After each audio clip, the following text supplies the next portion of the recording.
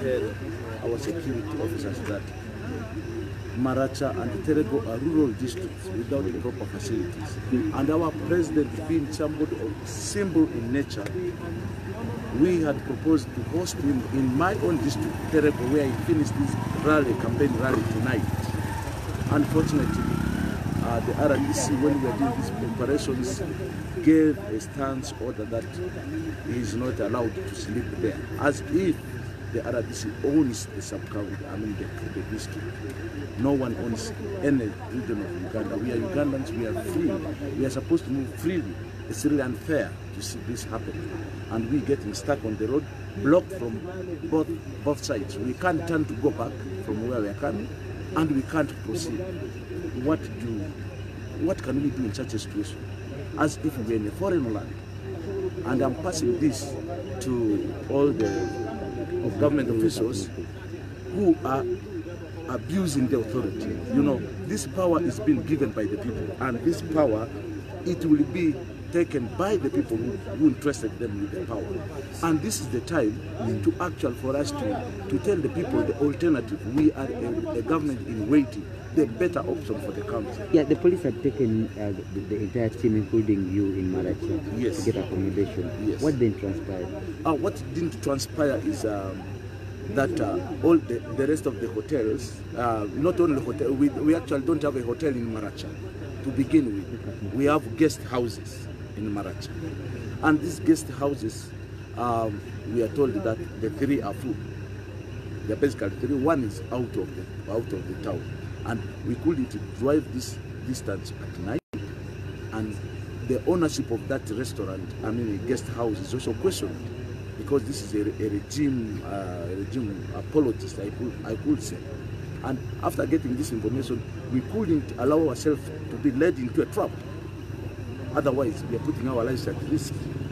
And the only thing is, like I had requested the security of Arua when we were doing arrangements, that our president be allowed to come to sleep in Arua, only to sleep, to have a good rest, so that he can rejuvenate for the next day to continue with these campaign trails.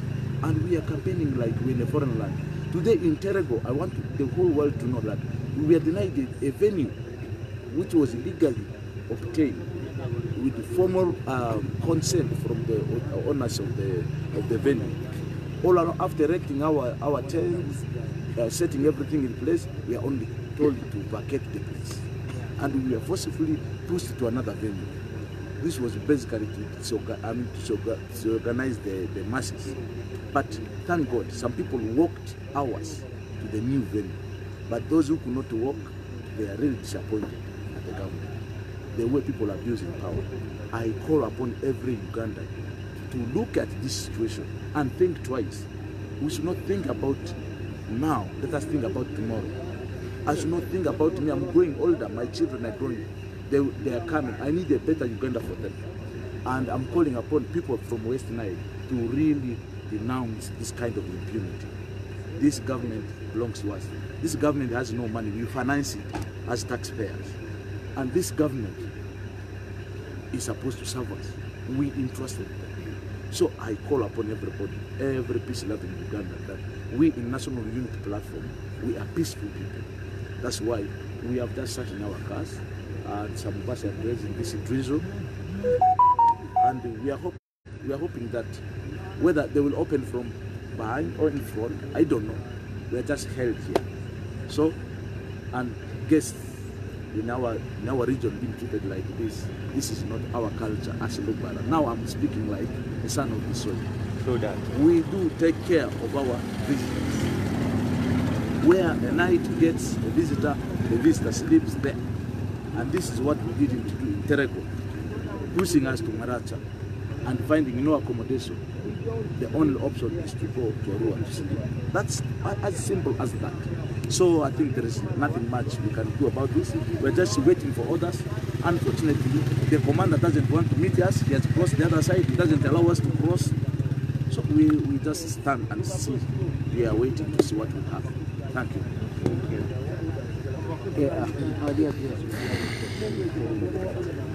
you.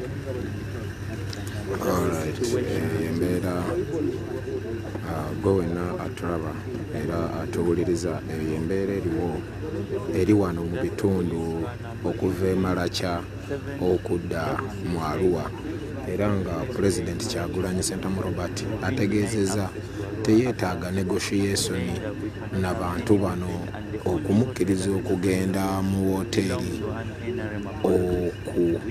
okusulayo, era nga woteeri emu e Maracha kitegeezeddwa nti nno yaba NRM, omunanyiniyo wa NRM katoyinza kwesiga woteeri eyo kugenda kusulawo. So eyo nno yembeera Honorable Kyagulanyi abasajja bano nga bo bamanyira babeera bakuba obusimu nga bawuza order tulinde order. Omu ali mu kwogera ne Principal Kyagulanyi, naye Honorable Kyagulanyi amutegeezezza teyeetaaga kulukusa lwonna, teyeetaaga kunegotiatinga naye okumukkiriza okugenda okwebaka mu nsi Uganda okugibeeramu tekyetaagisa passport. Kasita oba nga oli munnauganda okusula tekikwetaagisa kubeera na biwandiiko. So naye abagambye baddembe oba baggalawo oluguudo mpaka ku makya be bamanyi bakole ekyo bwe baba nga balaba kyekibajyaamu. Bwe kiba nga si kyekibajyaamu baggulewo ekkubo yeyongereyo mu Arua yeebake. Bakiiseewo emmotoka eza military kosa ne kabangali eza police, era nga boolaba bazikiiseewo emmotoka kuliko military kuliko ne police. Ate ekisinga okwewuunyisa gwe wenna atuwuliriza oyinza okugamba nti police yawambibwa. Police oyinza okulowooza nti amagye gawamba police, kubanga buli security eno weebeera bitambula bibiri, military ne police, era kizibu ate sina bibiri byokka kwogatta ne SFC kwotsa abasirikale abali mu bibomboola kosa batchface kosa. So ebitongole ebyokwerinda byonna bibaawo mu bungi. Alright, kati finally abasajja bano bamaze endowooza okwogera ekkubo baligudde. Honorable Kyagulanyi asobole okutambula okugenda. Finally baligudde. Finally baligudde. Intimidation bwetyo bwetera okubeera naye